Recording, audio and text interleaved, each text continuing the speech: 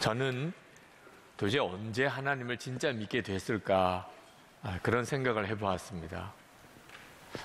저는 어릴 때부터 하나님을 믿었다고 생각했고 아버님이 목사님이시니까 더 특별히 그랬다고 생각을 했습니다. 그런데 제가 장애인이들 그런 어려운 처지에 부딪혀 보니까 제가 하나님을 믿고 있는 게 아니라는 사실을 깨닫고 너무나 당황스럽고 또 혼란스러웠습니다. 그때부터 제 안에 하나님은 정말 살아계신가, 그리고 하나님은 사랑의 아버지이신가, 하나님은 정말 내 안에 계신가, 이 제게 갈망이 되었습니다. 하나님을 향한 갈망이 생기고 나니까 비로소 하나님에 대해서 눈이 뜨이기 시작을 했습니다. 하나님이 믿어지는 역사와 그리고 정말 주님이 제 안에 계시다는 것에 대한 놀라운 체험을 하게 되었습니다. 하나님을 알고 나서 제게 일어난 변화가 어떤 건가를 생각해 보니까 예배가 달라졌습니다. 저는 예배가 기쁜 줄을 몰랐습니다. 어릴 때부터 예배를 수도 없이 드렸습니다.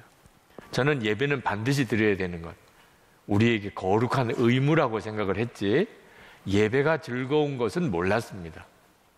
예배는 짧게 끝나는 게 제일 은혜로웠습니다. 하나님을 몰랐기 때문이죠. 하나님을 실제로는 모른 채 예배 드리는 일은 사실 곤욕스러운 일이기도 합니다. 오늘 시편 96편을 보면 시편 기자가 이렇게 말합니다. 새 노래로 주님께 노래하여라. 온 땅아 주님께 노래하여라. 그런데 하나님을 실제로 알고 만난 사람은 노래하라 말라 할 것도 없습니다. 그냥 노래가 돼요.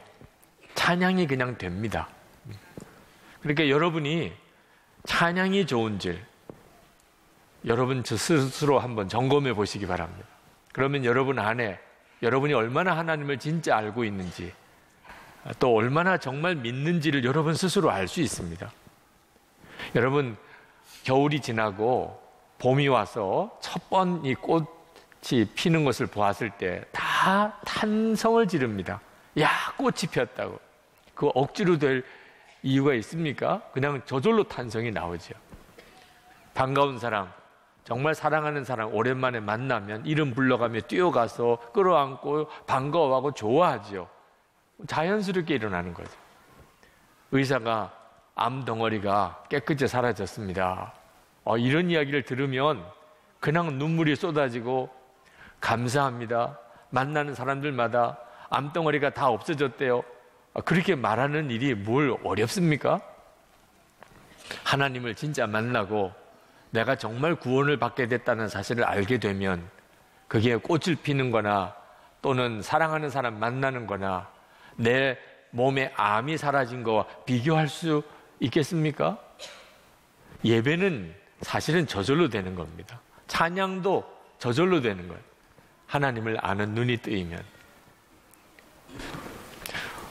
중국 교회가 아주 어려운 고난의 기간을 보낼 때 그 성령의 역사도 함께 나타났었습니다. 그때 중국을 다녀왔던 어느 목사님이 중국 가정교회에 가서 집회를 하는데 찬송가가 99절짜리 찬송가가 있더래요. 그 99절을 다 부르고 너무 은혜가 된다고 한 번 더 부르자 그러더래요. 여러분 이런 이야기 들으면 맞아, 그렇지, 이렇게 공감이 되십니까? 어떻게 그럴 수 있어? 라고 이해하기 어렵습니까? 여러분 안에 하나님을 바라보는 눈이 어떻게 뜨였느냐에 따라 달라지는 겁니다. 시편 기자는 4절에서 하나님은 위대하시니 하나님을 찬양하라. 하나님은 찬양받으실 분이라. 그렇게 말씀했습니다. 여러분 그렇습니다. 하나님을 아니까 하나님이 찬양받으실 분인 것이 되는 거예요. 하나님이 없다는 사람이 있습니다. 시편 14편 1절에 보면 그런 사람을 어리석은 사람이라고 말합니다. 하나님이 없다고 생각하는 사람이 한두 사람입니까? 똑똑한 사람, 많이 배운 사람, 그런 사람도 하나님이 없다고 하잖아요. 그런데 성경은 그런 사람을 어리석은 사람이라고 말합니다. 여러분 바깥에 나가서 가락시장 어디 있습니까? 물어보면 사람들이 아주 친절하게 가르쳐 줄 거예요. 가천대학 어디 있습니까? 그러면 사람들이 아주 친절하게 가르쳐 줄 겁니다. 그런데 인생은 어디서 와서 어디로 갑니까? 그러면 미친 사람 취급할 겁니다. 뭐 화를 내는 사람도 있을 거예요. 여러분, 가락시장이나 가천대학이 중요합니까? 인생이 어디서 와서 어디로 가는지를 아는 게 중요합니까? 사람이 똑똑한 것 같아도 쓸데없는 것만 많이 알지 진짜 중요한 건 몰라요. 그렇게 바쁘게 살고 정신없이 살고 매일 그냥 달려가듯이 살지만 어디로 가는지를 모르는 거예요. 그러니까 열심히 살아도 뭐가 확 빠진 것 같습니다. 때때로는 인생이 너무 허무하게 느껴지고 미래가 너무 두렵고 왜 이렇지요? 하나님을 몰라서 그렇습니다. 하나님을 분명히 알지 못하니까 인생이 진짜 중요한 것은 제대로 할 시간도 없고 아무것도 아닌 데는 너무 많은 시간을 쏟아놓는 어리석은 삶을 사는 거예요. 그래서 하나님이 없다고 생각하는 사람을 어리석은 사람이라고 말을 하는 겁니다. 저는 여러분 모두가 다 하나님을 아는데 여러분의 삶의 초점을 맞추시기를 진심으로 권하드립니다. 이것보다 귀한 게 없습니다. 우리에게 돈도 필요하고 건강도 필요하고 직장도 필요하고 집도 있어야 되겠고, 그러나 진짜 우리에게 정말 필요한 것, 가장 중요한 것은 하나님을 아는 것입니다. 거기서부터 모든 것이 다시 시작됩니다. 우리가 하나님을 진짜 알게 되면 항상 기뻐하고 쉬지 않고 기도하고 범사에 감사하는 삶이 자연스러워집니다.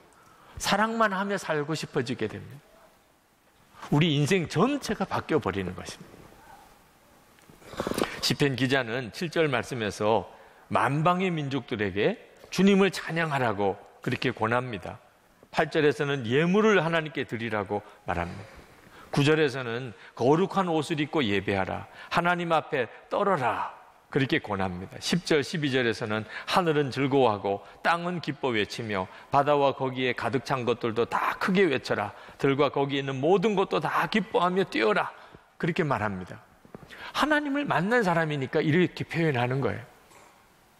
하나님을 만나지 못한 사람은 말도 안 되는 이야기입니다. 하늘과 바다에게 뛰며 하나님을 찬양하라. 세상에 무슨 그런 말이 다 있네. 하나님을 만나지 못한 사람은 하나님을 찬양하고 싶은 마음을 이해할 수가 없습니다. 하나님을 만나고 나면 그러면 이 세상에 있는 하늘과 바다, 땅, 산, 나무까지도 다 하나님을 찬양하는 것 같은 느낌을 받게 됩니다. 오늘 이 시간에 여러분들이 다 예배하는 자리에 앉으셨지만 예배에 대한 느낌은 다 다르실 겁니다. 뛰고 기뻐하며 하나님을 찬양하라 말은 그렇게 해도 안 되는 사람이 있으실 겁니다. 여러분이 은혜 받은 만큼 예배가 되는 겁니다. 오늘 여러분이 은혜 받은 만큼 그렇게 예배 드리시기를 바랍니다. 그렇게밖에 할 수가 없습니다. 그런데 어떤 은혜를 받으셨는지는 아셔야 됩니다. 여러분에게 어떤 은혜가 있습니까? 여러분이 정말 구원받은 사람이라면, 여러분이 진짜 하나님의 자녀라면 여러분 안에는 뛰며 기뻐하며 하나님께 찬양하고 예배할 그런 은혜가 있습니다. 누구에게나 그렇습니다. 잘 믿어지지 않으십니까? 여러분이 천국 가는 길에 어떠실 것 같습니까? 정말 감격의 눈물이고 기뻐 뛰며 하나님을 찬양하지 않겠습니까? 천국 가는 길에. 여러분, 천국 갈 때 그런 은혜를 받는 것 같습니까? 우리가 여기서 죄사함을 받고 하나님의 자녀가 되는 권세를 얻고 천국 백성이 되어지는 은혜를 여기서 받으니까 천국 가는 거죠. 이미 우리 속에는 하나님 앞에서 뛰고 찬양할 수 있는 심령의 은혜가 다 있습니다. 그래서 구원받은 사람인 것입니다. 그런데 왜 우리가 이렇게 삽니까?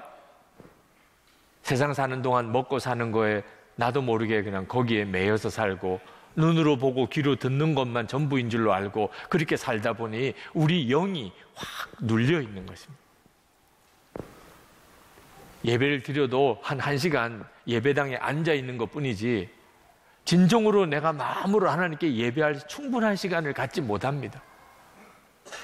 그러니까 예배도 어느 순간에 형식적이 되어버리고 마는 거죠. 여러분 안에 다윗처럼 춤을 추면서 뛰면서 하나님께 예배할 은혜를 가지고 있어요. 참 안타까운 일이지만 그런 은혜가, 예배에 대한 뜨거운 열망과 갈망, 그런 은혜가 내게 있다는 것을 예배 드릴 수 없을 때 가서 깨닫는 것. 여러분도 여러분에게 진짜 예배의 은혜가 있는지 아닌지는요, 여러분이 예배 드릴 수 없는 순간이 가보면 여러분이 알게 됩니다. 성남제일교회 이종원 감독님이 중국 다녀오신 이야기를 하시는데, 단동에 있는 조선족 교회에 70이 넘으신 할아버지 한 분이 찾아오셨대요.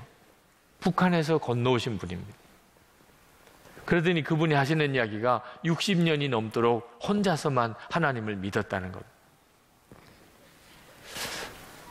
한번 제대로 하나님 앞에 예배도 드리고 기도도 해보고 싶어서 굳이 북한을 이렇게 탈북을 했다는 거예요. 그러면서 돈을 얼마 꺼내서, 목사님, 이거 헌금입니다. 저는 그동안에 60여 년 11조라고는 해보지 못했습니다. 이게 다가 될 수는 없지만 제가 11조 헌금을 한번 해보고 싶습니다. 그리고 제가 한 주간 동안 이 예배당에서 기거하면서 기도할 수 있으면 좋겠습니다. 허락해 주십시오. 허락을 해드렸대요. 한 주간 동안 금식하면서 그 예배당에서 기도하고 찬송하고 또 기도하고 주무시고 그러시더라고요. 일주일 지나서 다시 북한으로 들어가신다고 떠나는 겁니다. 아니, 여기서 같이 신앙생활 하시지요? 그랬더니 아니요, 저는 이제 죽으러 갑니다. 순교에 각오를 하고 떠나는 것 같은 그런 노인분을 보셨던 이야기를 하셨더라고요. 여러분, 우리 속에 하나님께 드리고자 하는 예배의 갈망이 예수 믿는 사람, 구원받은 사람이라면 반드시 있습니다. 여러분, 그러므로 여러분이 하나님께 나와서 예배할 때 전심의 예배를 꼭 드려보시기 바랍니다. 그러면 여러분의 영이 삽니다. 세상을 이길 힘을 얻습니다. 이것이 하나님이 우리에게 예배를 주신 하나님의 계획입니다. 그리고 여러분의 인생 자체가 바뀝니다. 사람은 대부분 먹고 사는 데 매이고 그저 직장 갔다가 집에 돌아오면 TV 보고 인터넷 하고 그러다가 누구 사람 만나고 그리고 자고, 예수를 믿어도 대부분 이렇게 삽니다. 여러분, 하나님을 진짜 만나지 못했으니까 그렇게 사는 겁니다. 하나님을 만난 사람은 내 인생은 하나님의 계획이 있음을 알게 됩니다. 그래서 열심히 하나님을 전합니다. 전에는 먹고 살기 위해 직장을 다녔지만 이제는 하나님을 전하기 위해서 다닙니다. 전에는 죽지 못해 살았지만 지금은 하나님을 전하기 위해서 삽니다. 2절 말씀에 그의 구원을 날마다 전하해라. 그의 영광을 만국에 알리고 그가 일으키신 기적을 만민에게 알려라. 하나님을 알게 되면 누구나 다 이렇게 살고 싶어집니다.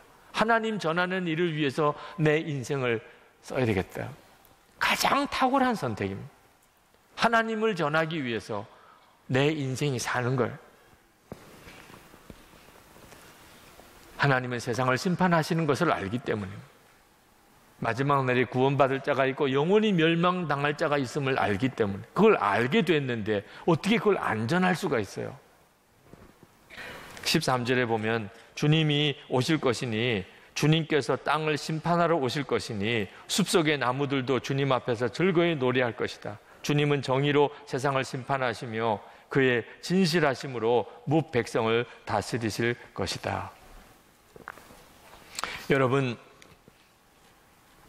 우리에게 진짜 하나님을 바라보는 눈이 열려야 합니다. 하나님은 살아계신 하나님이시고 사랑하시는 아버지시고 그리고 우리와 늘 같이 계십니다. 그런데도 왜 나는 하나님을 그렇게 알지 못할까? 늘 그렇게 같이 계시다면 왜 나는 그렇게 하나님을 체험하지 못하는가? 궁금해하시는 분들이 많습니다. 그래서 하나님을 믿는다고 하면서 실제로는 무신론자처럼 삽니다. 이유는 하나님과의 관계가 지금 틀어져 있기 때문에.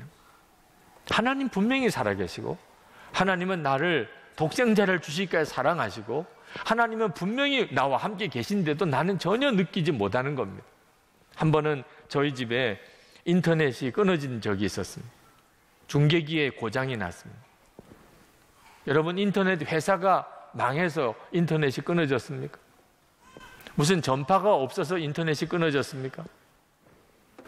컴퓨터와 인터넷을 연결해주는 그 중계기가 고장이 났기 때문에 인터넷이 안 되는 것이었어요. 이게 많은 그리스도인들의 지금의 모습이에요. 하나님은 분명히 살아계신데, 사랑하시는데, 함께 계시는데 우리는 하나님을 경험 못해요. 하나님과의 관계가 틀어졌기 때문에. 여러분, 우리가 누구든지 예수를 믿으면 하나님을 만날 수 있음을 알아야 합니다. 하나님이 이미 다 그렇게 해놓으셨어요. 예수님이 십자가에 죽으실 때 성전의 지성소와 성소를 가로막는 휘장이 위로부터 아래까지 쫙 갈라졌습니다. 하나님과 우리 사이에는 더 이상 막힘이 없어요. 누구든지 예수를 믿는 사람은 하나님을 만나게 돼 있고 하나님께 교제하게 돼 있습니다. 여러분 안에 증거가 있어요. 지금 하나님의 역사가 지금 여러분 안에 있습니다. 여러분 안에 하나님을 향한 열망, 하나님의 뜻대로 살고 싶은 갈망, 그게 없다면 예수 믿는 사람도 아니죠. 빌립보서 2장 13절 말씀에 이렇게 말합니다. 우리 안에서 행하시는 이는 하나님이시니, 우리 안에서 행하시는 이는 하나님이십니다. 자기의 기쁘신 뜻을 위하여 너희에게 소원을 두고 행하게 하시나니. 우리가 예수를 믿으면 우리 안에 하나님이 기뻐하시는 삶을 살고자 하는 소원이 누구든지 있습니다. 그게 크냐 작으냐 하는 차이는 있을지 몰라도 반드시 있습니다. 어떤 분은 목사님, 저는 하나님의 음성을 듣고 싶은데 듣지 못해요. 저는 하나님을 진짜 인격적으로 만나고 싶은데 만나지도 못해요. 왜 하나님은 나에게 그런 은혜를 안 주십니까? 그러면서 우는 분이 계시더라. 여러분, 그분은 하나님이 그분에게 은혜를 안 주시는 게 아니에요. 하나님을 만나고 싶고 주님의 음성을 듣고 싶고 이런 갈망 자체가 그분 안에 계시는 하나님의 역사예요. 하나님이 역사하지 않았다면 그런 갈망을 가지고 눈물로 부탁할 사람이 누가 있겠어요? 하나님을 향한 갈망, 마음의 간절한 소원, 여러분 안에 계신 하나님이세요. 예수님 때문에 우리는 다 하나님을 실제로 만나고, 그리고 오늘 여기까지도 이끌림을 받은 겁니다. 하루는 아침에 일어나서 일정이 너무 그날 많았기 때문에 간절하게 하나님 앞에, 하나님, 오늘 정말 제 하루의 일과를 정확하게 인도해 주옵소서. 그렇게 기도가 나오더라고요. 근데 그때 제 마음속에 주님의 분명한 음성이 있었어요.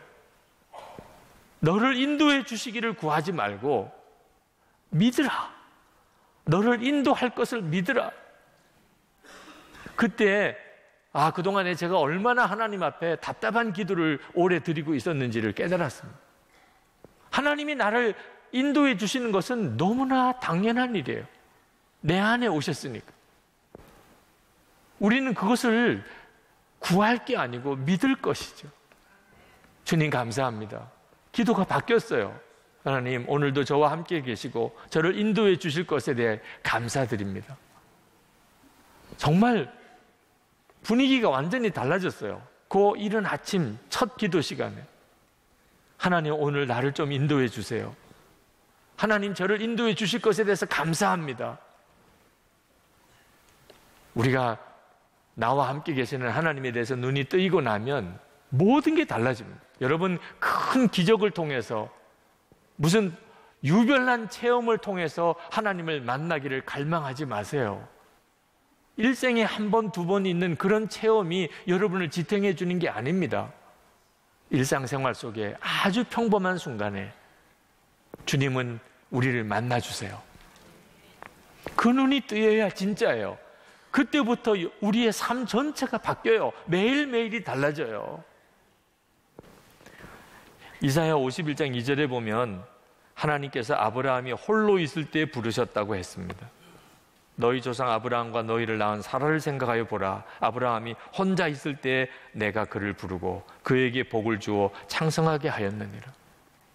여러분, 우리가 살아가는 동안에 그저 사람 만나고 어디 가서 일하고 그리고 TV 보고 인터넷하고 그리고 자고 이렇게만 살면 안 됩니다. 하나님은 내가 혼자 있을 때 나를 만나러 오세요. 늘 같이 계시지만 내가 혼자 있을 때 그때는 주님과의 시간이기를 원하세요. 그런데 우리는 좀처럼 하나님에게 틈을 들이지 않는 겁니다. 목요일마다 믿음으로 사는 남자들의 기도 모임이 있는데 그때마다 이제 인사가 서로 허깅하는 방법으로 인사를 합니다. 돌아가면서 서로 안아주고 축복합니다. 사랑합니다. 인사를 해요. 제가 인사를 하다가 어느 남자 성도님을 보고 그분에게 다가가서 허깅하려고 했더니 그분은 저를 못 보셨는지 다른 사람하고 이렇게 안으시는 거예요. 그 다가가다가 영 뻘쭘해지더라고요. 그래서 나도 그냥 다른 사람하고 안았어요. 그러면서 생각했습니다. 하나님도 나에게 다가오셔서 뭔가 말씀하시려고 하는 순간에 내가 하나님께 주목하지 않고 다른 것을 바라보기 때문에 주님이 그냥 지켜만 보실 수밖에 없으실 수도 있었겠구나. 여러분, 조용히 한번 주변을 둘러보세요. 하나님이 여러분에게 터치하고 계시는지도 몰라요. 여러분, 이따금 아무 일도 갑자기 할 일이 없고 뭐 누구와 만나는 것도 아니고 그냥 혼자서 뭐 하지? 이러고 있을 순간이 온다면 그때 잠잠히 하나님이시죠? 그렇게 물어보세요. 하나님께서 여러분들과 함께 하셔서 여러분과 말하고 싶어 하시고 여러분을 만나고 싶어 하시는 순간이에요. 그래서 영성일기도 써보시라고 권해드린 겁니다. 매일 평범한 하루하루 그 속에서 나와 함께 하시는 하나님, 그 하나님을 눈 떠야 하니까 매일 기록을 해보시라는 거예요. 영성일기 입문 세미나가 지난 토요일에 있었는데 어느 여자 집사님이 간증을 하셨습니다. 영성일기 제자반 훈련을 통해 복음의 비밀인 제 안에 계신 그리스도, 살아계신 그리스도를 다시금 깨닫게 되었습니다.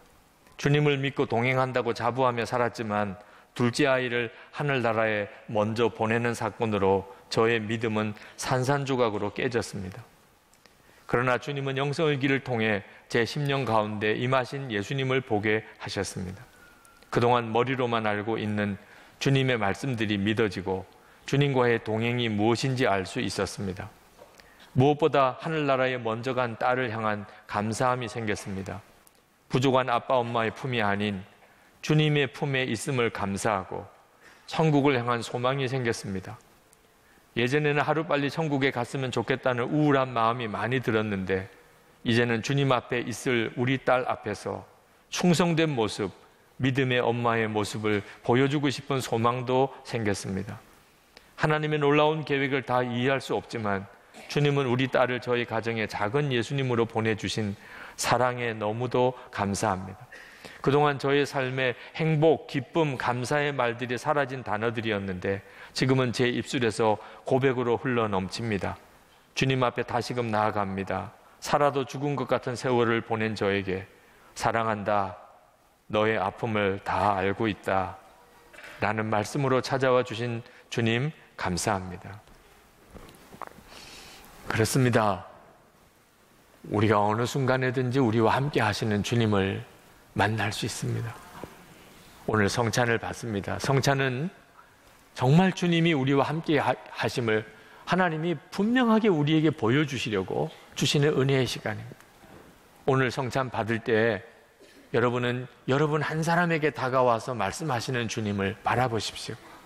이것이 내 몸이다. 이것이 내 피다. 내가 너와 이렇게 함께 한다. 여러분이 그것을 믿음으로 받아들이세요.